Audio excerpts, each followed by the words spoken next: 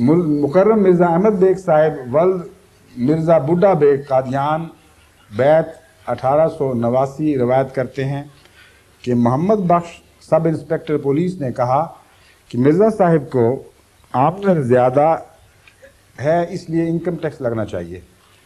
फिर इस टैक्स का मुकदमा पठानकोट में हुआ तो उसमें फ़ैसला हुआ कि कोई टैक्स नहीं लगना चाहिए। हज़रत अक़दस को इल्हाम हुआ, यानी ये वाक़या लंबा है, उसका ख़ुलासा ये है कि उसकी सारी कोशिशें नाकाम हुई और अदालत ने फ़ैसला कर दिया कि टैक्स नहीं लगना चाहिए। उसके बाद हज़रत मसीह मौऊद अलैहिस्सलाम को इल्हाम हुआ कि सज़ा के तौर पर मोहम्मद बख्श को एक ऐसा फोड़ा होगा कि वो उस फोड़े से मर जाएगा। फोड़ा उसके बाजू पर निकलेगा जिस बाजू से उसने हमारे ख़िलाफ़ टैक्स के मुकदमे के लिए दरख्वास्त दी थी।